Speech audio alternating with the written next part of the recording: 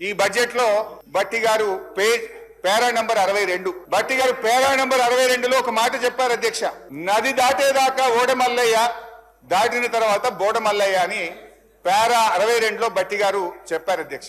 ఇది కాంగ్రెస్ పార్టీకి బాగా సూట్ అవుతుంది, నిజమే చెప్పారు అధ్యక్ష. అయితే ఈ 15 నెలల ఆచరణలో ఏం జరిగిందో, ఏం ఒరిగిందో మనతో పాటు రాష్ట్ర ప్రజలందరికీ తెలుసు. వాస్తవిక బడ్జెట్ అంటూ డాంబికంగా ప్రవేశపెట్టిన గత బడ్జెట్ ఏమైందో చూశాం.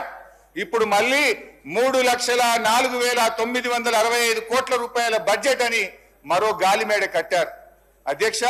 ఇది మోస్ట్ డిజాస్ట్రస్ రూలింగ్, ఇది most disappointment budget. Congress disastrous పరిపాలన వల్ల రాష్ట్ర ఆదాయం మీద నెగటివ్ ఎఫెక్ట్ చూపిస్తుంది. రాష్ట్ర ఆదాయం అంతకంతకు క్షీణిస్తా ఉంది. మరి అనుభవం గల్ల బట్టి గారు ఇప్పుడు ఏం చేయాలి, ఏం చేయాలో చెప్పాలి ఈరోజు. ఎందుకంటే అయితే తమ యొక్క పరిపాలన వైఫల్యాలను సరి చేసుకోవాలి, లేదంటే రేవంత్ రెడ్డి గారి ఫార్ములా ప్రకారం ప్రభుత్వ భూములు అమ్మాలి. ఏనుముల వారి పాలనలో మరి ఎన్ని భూములు కథం పట్టిస్తారో తెలియదు అధ్యక్ష. ఎందుకంటే అధ్యక్ష, గచ్చిబౌలిలో 400 ఎకరాలను వేలం చేయడం ద్వారా 30,000 కోట్లు రాబట్టాలని నిర్ణయించారు.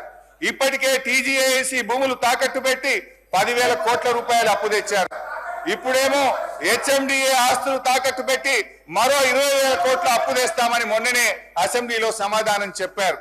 హెచ్ఎండబ్ల్యూఎస్ఎస్ జిహెచ్ఎంసీ ఆస్తులు తాకట్టు పెట్టి మరో 20,000 కోట్లు అప్పు తెచ్చే ప్రయత్నం చేస్తున్నారు.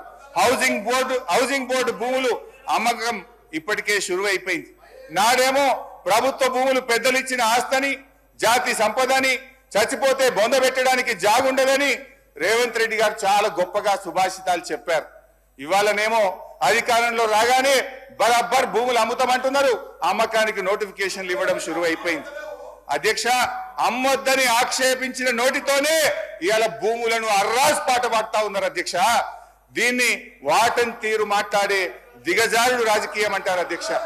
మొత్తంగా 50,000 కోట్లను సమీకరించే ప్రయత్నం చేస్తున్నారు. అంటే ఏంది అధ్యక్ష, అందిన కాడికి అప్పులు చేసుడు, విచ్చలవిడిగా భూములమ్ముడు, ఇదేనా మీ మార్కు పాలన అని అడుగుతా ఉన్నా.